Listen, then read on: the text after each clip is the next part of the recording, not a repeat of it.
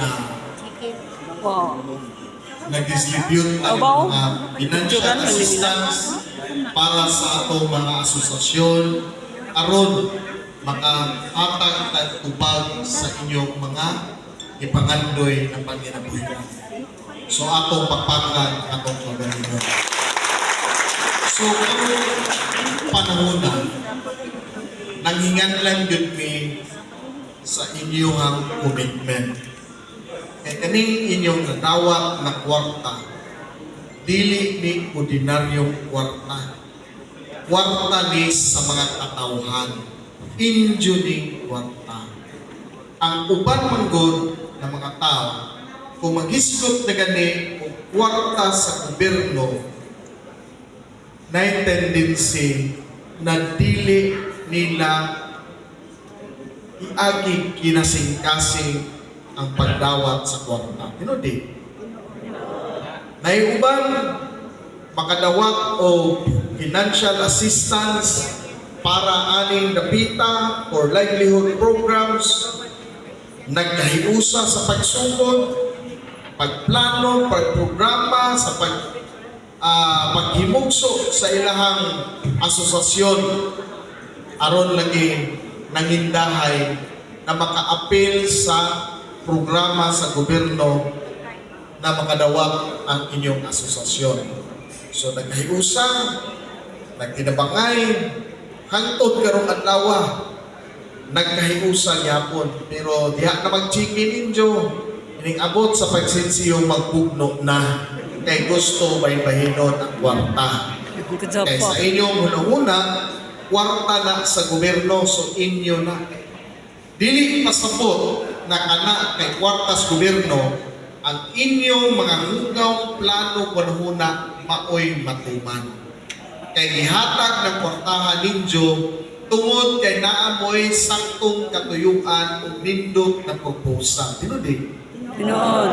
So atong tabangan ang gobyerno.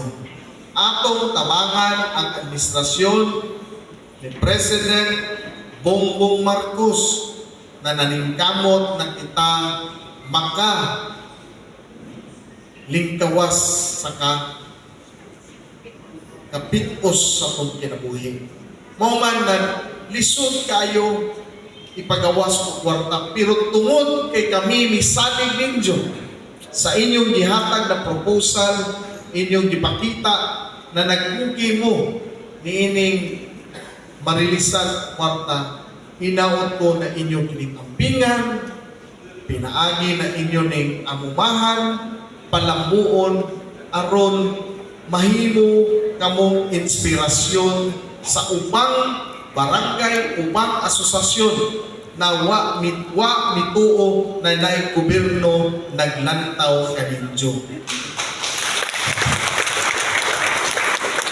Ang ubang rason nga nung wingon ng uban, hopeless. Why mitapang na gobyerno? Why nagpakabana? Tungod kay ang mga tao nagisaligan sa mga salapi gikan sa gobyerno, wa man po nila ampingin. So katong mga tao na naglantaw lang, na wa nakapil sa pundo, wingon yun why gobyerno. Pero ang hinungdan na ay gobyerno, pero ang mga tao nagisaligan nagpasagad sa maong salapi. Mao na hagiton mo namo, palambuhan na aron nay rason na among dungagan ang pundo sa inyong asosasyon. Kaya ako gusto ipaabot na karon na mituo mo na naay provincial government na may hatag o pagtagad sa inyong mga panginabuhian. Isangyaw ni sa inyong mga silingang kabaranggayan na naa ang provincial government andam muhatag o kagana na mutabang usab kanila. Kay kamuman ang nakasaksi, kamuman ang maoy beneficiary nini, kamu ang tinuod na ebidensya na kamu na ay gobyerno, ang administrasyon ni Gobernador Aris mutabang sa mga asosasyon. kay dili ni pag-ako nako kay sa panahon na ako may congressman niadtong 2013 to 2019 ang mga congressman sa 1st district kaniadto o congressman sa 3rd district dili motagad og programang livelihood programs. Kung mo hinungdan ng pundo sa 1st district gikan sa Dole o sa 3rd district panahon ni Arthur Yap, panahon ni Lampagos, tungod kay wa sila nagtagad, kay matod ni Rene Lampagos, ang iya rakonong iapas sa pagka-congressman, mao lamang ang infra pasabot DPWH. Pero ubang sektor, wa siya pakialam. Kung sabihin mo, ako'y nabulahan.